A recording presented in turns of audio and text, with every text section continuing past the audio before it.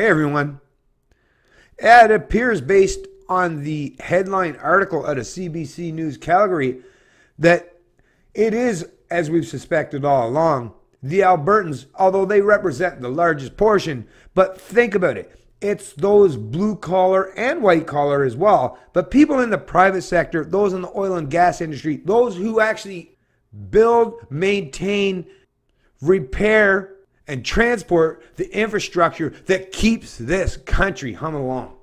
All those people, all those environmentalists, all those public sector workers, all those people that are basically parasites that live off the productive wealth and capacity of those in the private sector, they've been trying to use their top-down elitism and authoritarian measures and methods to impose their will on the masses. You know, those people who, like I say, do all the real hard work. And we're starting to see, hey, if you keep pushing these people too far, you'll find out real quick that when Atlas does shrug, oh, the whole earth will shake and tremble as a result.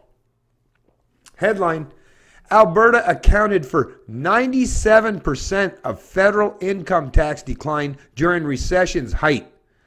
More study needed to untangle roles of downturn versus income tax changes that year, says U of C economist.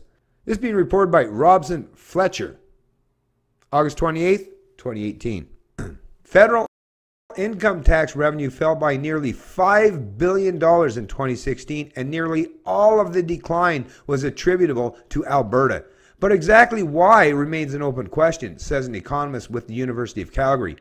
Lindsay Tez says it's not yet clear how much of the decline was due to economic factors. The province was in the grips of a major recession at the time, and how much was due to changes in tax policy that also took effect that year.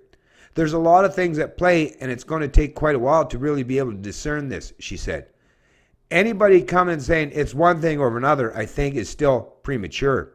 A story published in the Globe Mail this week highlighted how high-income earners paid $4.6 billion less in tax in 2016, despite the federal Liberal government's imposition of a higher tax rate on the richest Canadians that year, coupled with tax cuts for the middle class. About 93% of the decline among those in the top income brackets, people who earn about $140,000 per year or more, was attributable to Alberta, according to the latest data from the Canada Revenue Agency. It was a similar story among all income brackets. Total income tax revenues declined by $4.98 billion that year, while the amount collected from Albertans specifically fell by $4.81 billion.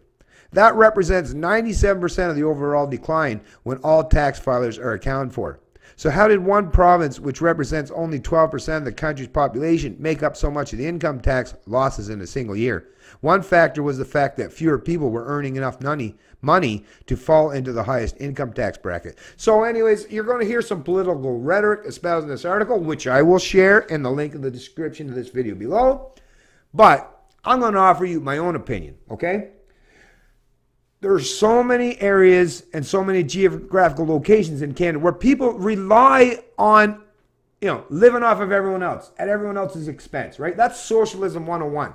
And we're seeing in Canada that has become so dominant. There's so many people that represent the public sector or rely on government in one means or some measure, in some capacity for their income, that yes, there are places like Alberta, that one last bastion, although there's other areas, like I'm not going to give them full 100% credit here, but Alberta seems to be the one place in Canada where you have the genuine private sector, the working class, that are carrying, like I say, the heaviest load, the biggest burden.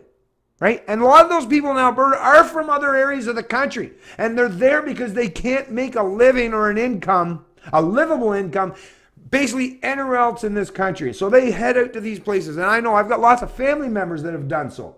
And they head out to these places in Alberta and like Fort McMurray. And they actually do generate great wealth and income for themselves. But once again, the tax man cometh.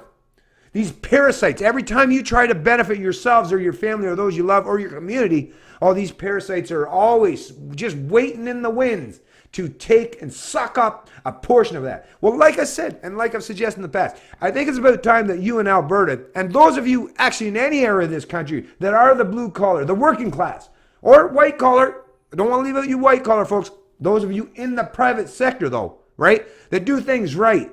That do things without government help. It's time for you to once again show that, hey, when Atlas shrugs, the whole world notices. That's how you send a message to these elitists, these crony corporatists, these political hacks, these opportunists, these parasites that represent the public sector. And those who want to use politics, the big gigantic gun in the room, to dictate and micromanage every area of your social and economic lives. It's time for you to push back. I know you're out there working. I know you don't want to do it. I know you just want to provide for your family. But hey, you're way more responsible than most of these people are. I'm sure you can handle, a little bit of disruption to your income or a little disruption to the entire system. I'm sure you will benefit, at the other end of it. You will come out much better off than these parasites. So I know. But hey, short-term pain, long-term gain. Don't let these parasites, these authoritarian hacks continue to plunder your income at such rampant levels and redistribute it to those who don't want to do anything, who don't want to be productive members of society. Stop allowing these people to do this stuff, all right? It's time to be bold, to be brave, and stand firmly on your principles and your convictions. I know I've got your back, and so do a lot of other Canadians. It's Canadian Libertarian, and I love liberty.